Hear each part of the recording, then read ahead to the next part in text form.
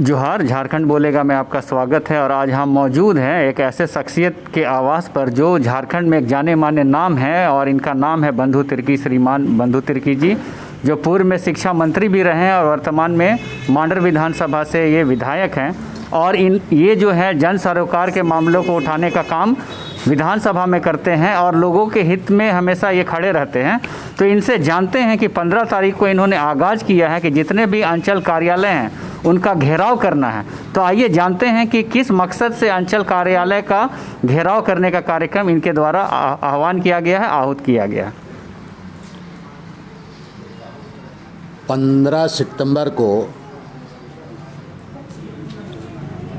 जो झारखंड प्रदेश में और विशेषकर राजधानी के आसपास, हालांकि पूरे प्रदेश में ये हालात है, लेकिन राजधानी में मामला ज़्यादा ही बढ़ा हुआ है। फर्जी तरीके से ज़मीन का लूट माने इस कदर हो रहा है कि इसमें भोले भाले आदिवासी, दलित, पिछड़े लोगों को डरा के, धमका करके, उनके कागजातों में, दस्तावेज में टैम्परिंग करके, दस्तावेज को फाड़ करके, या तो गलत तरीके से उनका खाता में हेरा फेरी करा करके ज़मीन का पूरा एक तरफ से लूट हो रहा है। और इस लूट में हम बिल्कुल जिम्मेवारी पूर्वक कहना चाहेंगे कि बहुत सारे भ्रष्ट अंचल पदाधिकारी भी हैं और अंचल कर्मी भी हैं। माफिया का गठजोड़ तो है ही है। तो इन लोगों को एक तरफ से कहा जाए कि लोग सचेत हो जाएं और हमारे झारखंड के लोगों को, भोले भाले लोगों को, उनका जो ज़मीन है, जो रैयत है, उनके साथ में फर्जीवाड़ा करना बंद करें। और उस फर्जीवाड़ा में जो अंचल के पदाधिकारी, कर्मचारी का जो मिलीभगत रहती है, उनको भी हम लोग सावधान करना चाहते हैं। आज हालात ऐसा है कि इस प्रदेश में और विशेषकर रांची जिला के आसपास राजधानी में आदिवासियों का ज़मीन बिल्कुल एक तरफ से लूट लिया गया है। औने पौने दाम में, कागज़ में बहुत भारी जलसाजी करा के, हेरा फेरी करा करके कर दिया गया है।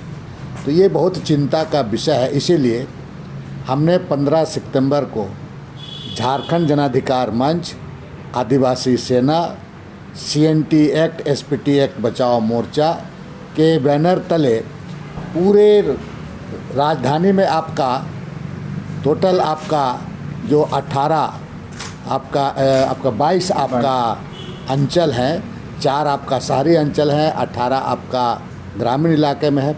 सारे जगह अपने अपने अंचल में, चूँकि जो लोग जिस अंचल में, जैसे बड़गाई के लोगों को बड़गाई अंचल से प्रॉब्लम हो रहा है, पूरा अपना क्या समस्या है, तो अपने अंचल में जा कर के सांकेतिक रूप से सोशल डिस्टेंसिंग को ध्यान में रखते हुए पूरा वहाँ पर प्रदर्शन करेंगे और मुख्यमंत्री के नाम से ज्ञापन देंगे। चूँकि आज अगर कहा जाए तो यहाँ पर आपका मेंबर बोर्ड ऑफ रेवेन्यू से लेकर के पूरा माने आपका हल्का कर्मचारी से लेकर के सारा राजस्व डिपार्टमेंट, एक तरफ से कहा जाए विभाग, माने आपका ध्वस्त हो चुका है पूरा।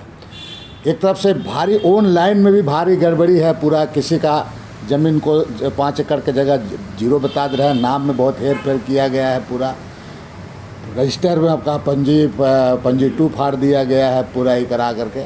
तो ये सारी चीज़ें हैं। इन तमाम चीज़ों को लेकर के कि भाई हम लोग जितना भी आपने सर्वे हुआ है, उस सर्वे का जो उसका प्रकाशन होना चाहिए, अंतिम प्रकाशन होना चाहिए। ये माननीय मुख्यमंत्री के नाम से हम लोग अंचलाधिकारी के द्वारा ये ज्ञापन हम लोग देने का काम करेंगे। और ये हम लोगों के हर हालात में निर्णायक की ओर बढ़ेंगे। और जब तक इन तमाम चीज़ों में अंकुश नहीं लग जाता है, राज्य सरकार को संज्ञान में लेने के लिए बाध्य करेंगे और इस तरह से रोके। नहीं तो देखिए, यहाँ के विशेषकर लोगों को जानने की ज़रूरत है, यहाँ के आदिवासियों को सोना चांदी का ज़रूरत नहीं है। गरीब गुरुआ लोग, जो लोग ज़मीन से प्यार करते हैं, जिनका बहुत लोग, तो हम लोग कुछ लोग आदिवासी लोग भी कुछ फर्जी तरीके के हो गए हैं ना। लेकिन आदिवासी जो ज़मीन से जिसका लगा है, उसको सोना चांदी नहीं चाहिए। उसको जल से प्यार है, जंगल से प्यार है, ज़मीन से प्यार है, जानवर से भी प्यार है। वो एक बकरी चोरी हो जाता है गांव में तो मार काट के उतारू हो जाता है, इतना प्यार है। ज़मीन का भी वही मामला है। तो लोगों को यहाँ का भाव को समझने की ज़रूरत है। इसलिए यहाँ जो प्रदेश हैं अन्य राज्यों से बिल्कुल विपरीत है, इसलिए इसके खिलाफ मैंने जो चीज़ इनके साथ जो होगा तो उनका अस्तित्व का सवाल है। इसलिए इन तमाम चीज़ों लेकर हम ये करेंगे कि हर लोग इस पर मदद करें। और इसी के तहत जो अभी आपकी सरकार लैंड म्यूटेशन एक्ट लाने की जो काम कर रही है, कैबिनेट से मंजूरी दे दी गई है। जो जैसा मैं सुन रहा हूँ कि आगामी मानसून सत्र में ये बिल आएगा, तो इसका भी विरोध होना चाहिए, क्योंकि अगर ऐसा होता है तो इस प्रदेश के लिए काला अध्याय का शुरुआत होगा और ये सरकार के लिए भी आत्मघाती साबित होगा। इसीलिए चूँकि हमको पूरा ये है कि लगता है कि माननीय मुख्यमंत्री जी को और यहाँ के माननीय मंत्री जी को पदाधिकारियों के द्वारा गुमराह कर दिया गया। तो इसको एक बार पुनर्विचार करना चाहिए और किसी भी हालत में इस बिल को सदन में आने से रोक देना चाहिए। अगर इस तरह का बिल पारित हो जाएगा तो लोग आपको पूरे आपके बोले जो अभी यहाँ के आदिवासी लोगों को, सरल आदिवासी दलित पिछड़े लोग ज़मीन से बिल्कुल बेदखल हो जाएंगे।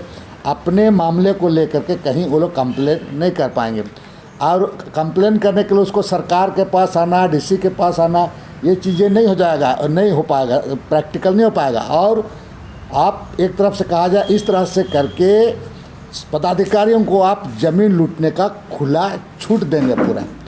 तो इन तमाम जो इसका हम इस बिल का भी विरोध करते हैं और हम चाहेंगे लोगों को कि तमाम लोगों को, सभी माननीय विधायकगण से भी और आम लोगों को भी इस बात को समझे और ये जो आपका लैंड म्यूटेशन एक्ट है इसका विरोध होना चाहिए, क्योंकि आपका इसमें जो अधिकार है ये अधिकार को ही छीन लिया गया है।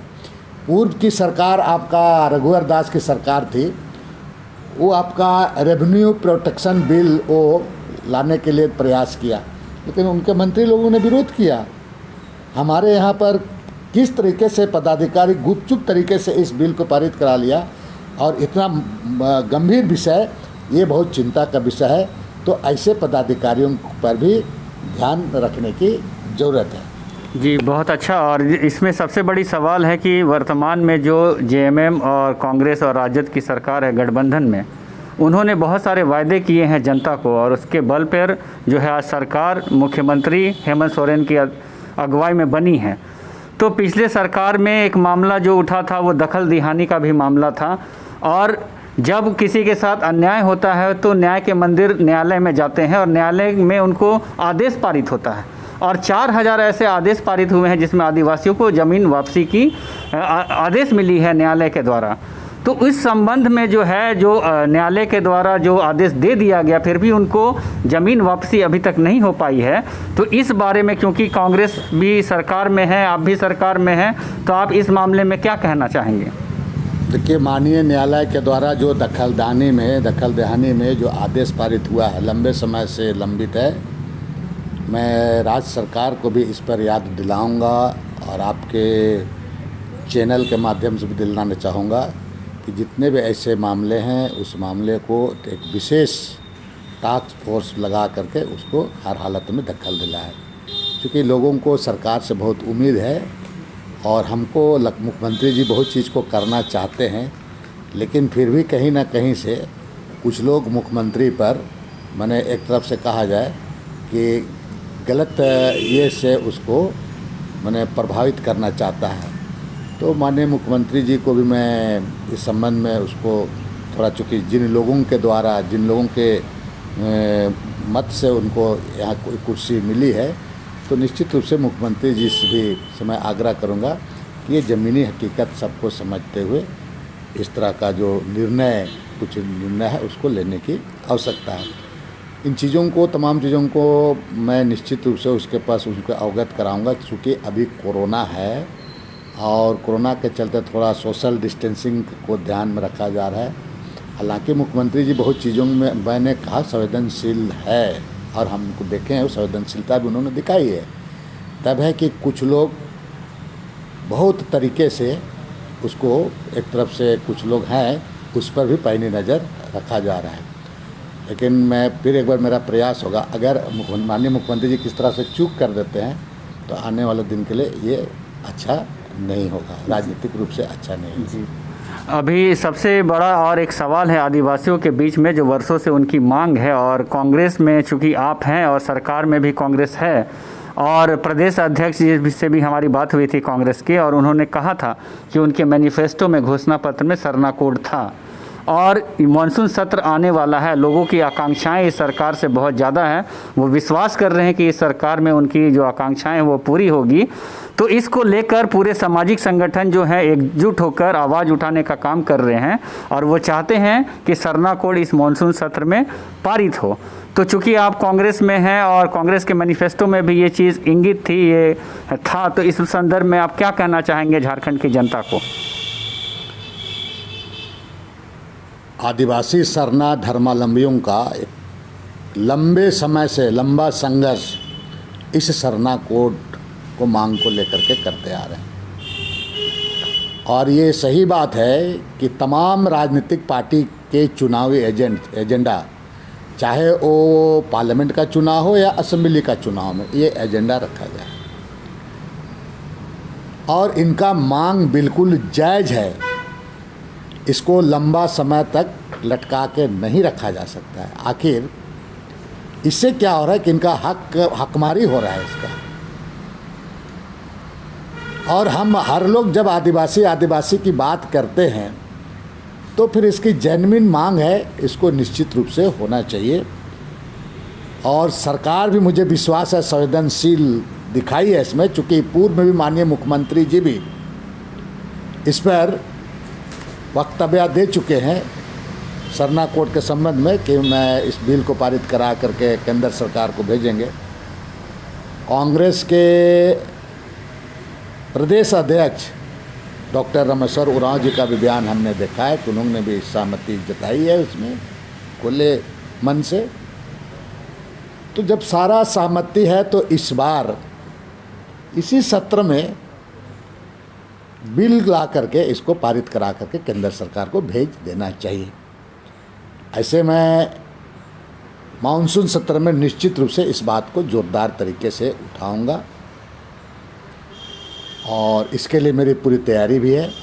लेकिन मैं मुख्यमंत्री को मैं पत्र भी लिखा हूँ, जो मैं आज शाम तक वहाँ पत्र में चला जाएगा, लिख दिया हूँ उसके लिए। मैंने हर हालात में ये मामला बिल्कुल सही मांग है। अब इसको लंबे समय से लटकाना ये आदिवासियों के साथ एक तरफ से अन्याय ही कहा जाएगा, अन्याय नहीं, महाअन्याय कहलाया जाएगा। जी, और एक आखिरी सवाल, चूँकि बंधु तिर्की को देश की जनता और राज्य की जनता आदिवासी मूलवासियों के एक बड़ा चेहरा के रूप में देखती हैं, तो बहुत सारे ऐसे घटनाक्रम पूरे भारतवर्ष में चल रहे हैं जिसकी आवाज़ झारखंड से नहीं उठ पा रही है। जिसका कि मैं उदाहरण स्वरूप बोलना चाहूँगा कि जो नीट की परीक्षा हुई थी और उसमें सुप्रीम कोर्ट का जो वर्डिक्ट आया था कि आरक्षण एक मौलिक अधिकार नहीं है, तो तमाम तरह के विधायक और सांसद जो है आरक्षण के बदौलत पर सदन में पहुँचते हैं। तो उसमें जो है रामविलास पासवान, मायावती और चिराग पासवान जैसे नेताओं का ये बयान आया था कि सभी आदिवासी दलित पिछड़ों के नेताओं को एक मंच पर आकर इस बात पर चर्चा करनी चाहिए कि आरक्षण जैसे सवाल को 9वीं अनुसूची में डलवाना चाहिए। हमारे प्रदेश से एक केंद्रीय मंत्री आते अर्जुन मुंडा जी, उनसे भी काफ़ी अपेक्षा थी कि इस मामले में वो बोलते, लेकिन उन्होंने इस बारे में कुछ बोला नहीं। तो देश की जनता माननीय बंधु तिर्की से ये जानना चाहती है कि आरक्षण जो मौलिक अधिकार नहीं है, जो सुप्रीम कोर्ट के द्वारा कहा गया और अनेक नेताओं के द्वारा 9वीं अनुसूची में जो डालने की बात कही गई, उस संदर्भ में आप क्या कहना चाहते हैं देश की जनता को, झारखंड की जनता को, दलित, आदिवासी, पिछड़े पूरे जितने जनता है उनको क्या कहना चाहते हैं? देखिए, चाहे आदिवासी हो या अनुसूचित जाति हो, पिछड़े वर्ग हो, मतलब जो भी आरक्षण से संबंधित मामला है, और आरक्षण जैसा महत्वपूर्ण विषय ये बाबा भीमराव अंबेडकर का देन है, और इसमें किसी तरह का नए तरीके से परिभाषित करने के पहले इसमें बहुत आत्म चिंतन करने की ज़रूरत है, क्योंकि ये बहुत सोच समझ करके ही इसका परिभाषित किया गया है। कई बार जगह समय समय पर आरएसएस के द्वारा इस पर मैंने एक नए तरीके से इसको संशोधन की बात आती है। कई एक तरह के जो कुछ विचारधारा के लोग, जो नीचे तबके के लोगों को हमेशा, जो लोग एक तरफ से कहा जाए कि उनको दबा के रखने का प्रयास करते हैं, तो वैसे लोग हमेशा आरक्षण के खिलाफ में बोलते हैं। लेकिन ज़रूरत है, आज भी देश में आरक्षण के बड़े नेता, बहुत नेता लोग हैं। उन नेताओं के साथ वैसे नेता इस पर अपनी अपनी समय समय पर वक्तव्य देते रहते हैं। इसमें किसी तरह का नए तरीके से जो परिभाषित करने की बात उठती है, इस संबंध में पूरे देश स्तर पर पूरी चर्चा होनी चाहिए और बाद में सदन में मामला सदन के पटल पर आएगा बात करके। लेकिन कुछ इस पर कहीं कभी कभी क्रीमी लेयर वगैरह की बात की तो बात होता है। तो चूँकि डेमोक्रेसी में हर लोगों को बोलने का अधिकार है, लेकिन जो हम जितने भी इसके जो हम लोग जो लाभार्थी हैं, जो आरक्षण से लाभ उठा रहे हैं, उनको निश्चित रूप से आरक्षण को बचाए रखने के लिए उसके प्रति समर्पित भावना से दिखाने की आवश्यकता है। चलिए, तो बहुत बहुत धन्यवाद। ये थे पूर्व शिक्षा मंत्री झारखंड सरकार के माननीय बंधु तिर्की जी और वर्तमान में मांडर के विधायक और आदिवासी दलित पिछड़ों के और मूलवासियों की आवाज़ जो सदन में मुखर होकर अपनी बातों को रखते हैं निर्भीक होकर। तो हम सभी लोगों से आह्वान करना चाहेंगे कि 15 तारीख को अंचल कार्यालय का घेराव का कार्यक्रम इनकी अगुवाई में की गई है। जो ज़मीन की हेराफेरी हो रही है, जो आदिवासियों की ज़मीन का दस्तावेज बदलने का बात किया जा रहा है, लूट हो रही है, तो सभी लोगों से हमारा आग्रह है कि इनके आह्वान पर उस दिन आप भारी संख्या पर निकले और सारे अंचलों में अपना धरना दे, विरोध प्रदर्शन करें, ताकि आदिवासियों का ज़मीन बच सके। तो आप हमारे साथ जुड़े, उसके लिए बहुत बहुत धन्यवाद दादा। जोहार।